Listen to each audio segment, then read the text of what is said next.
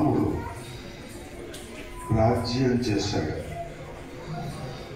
రామరాజ్యం అనే పేరు ఆయన పేరుతోనే ఉంది. అంతకు పూర్వం ఎంత గొప్పవాడు రాజ్యం చేసినా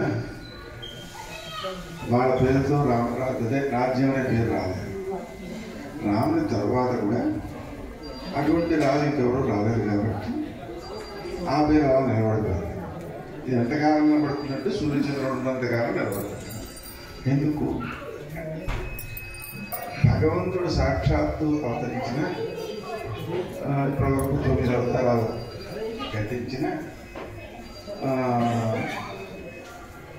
రాముడు తప్ప రాజ్యం చేసిన అవతారం ఏం లేదు. అంటే రాజ్యం ఇలా చెయ్యాలి అని అందరికీ తెలియజేయడం కోసం ఆయన ఇలా చేశాడు. మరి ఆయన రాజ్యం ఏం చేశాడండి అంటే చక్కగా రాజ్యం సింహాసనం మీద కూర్చొని పంచాంగ స్నానం చేసి ఆ రోజు చేయాల్సినటువంటి కార్యక్రమాలను ఆచరిస్తూ ఆ తర్వాత ఉపనిషత్తులో పురాణాలు వెళ్తూ కూర్చున్నాడు. అంటే రాజు అంటే అలా చేయాలన్నమాట. ఎందుకని అంటే ఆయన మన స్వామివారు చెప్పినట్టుగా రామో విగ్రహవాన్ ధర్మ.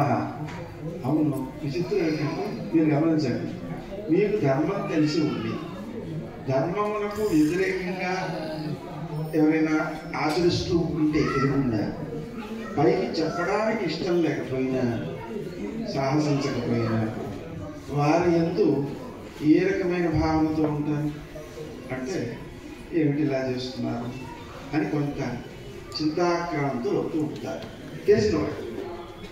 అటువంటి స్థితిలో రాముడు ఒక కేసు చూడాలంటే ధర్మం ఏమాత్రం తప్పకుండా ఉంటే మాత్రమే ఆయన చూపు మన మీద పడుతుంది అనేటువంటి ఒక భావనతో ప్రజలంతా కూడా ఇంటి దగ్గర కూడా ధర్మం ఏ కొంచెం తప్పకుండా జాగ్రత్తగా ప్రవర్తించేలాగా ఉన్నారు.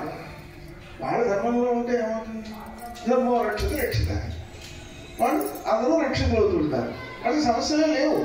సమస్యలు లేనప్పుడు రాజుగారి దగ్గరికి వచ్చి ఈ సమస్య ఉంది పరిష్కరించమని కోరేటువంటి అవకాశం ఏమైనా ఉందా? లేదు. కాబట్టి అప్పుడేమైంది? అందరూ వారు ఆచరించే ధర్మము చేతనే రక్షితులవుతూ ఉన్నారు. ఆయన అలా సాక్షిభూతుడుగా ఉన్నాడు, పరమాత్మలాగా. ఆ కారణంగా మనం రాముడి యొక్క దృష్టి మన మీద పడవలసి ఉంటే, పడాలంటే మనం ధర్మం తప్పకుండా ధర్మమును రక్షించేలా కోరుతూ ధర్మాన్ని ఆచరణలో పెడుతూ మనని మనం సంస్కరించుకుంటే ఆయన దృష్టి మన మీద చల్లగా ఎల్లవేళలా ఉంటుంది. అప్పుడు అన్ని సందర్భాల్లోనూ రామరాజ్యమే విలసిల్లుతుంది. కాబట్టి ఆ ధర్మాన్ని ఆయన పూర్తి ధర్మస్వరూపుడు కాబట్టి ఆ ధర్మం మనం ఆచరించే ధర్మమే ఆయన స్వరూపం కాబట్టి దాన్ని ఏ కొంచెము అశ్రద్ధ చేయకుండా ఆచరించే ప్రయత్నం చేద్దాం. అందరికీ వందనాలు.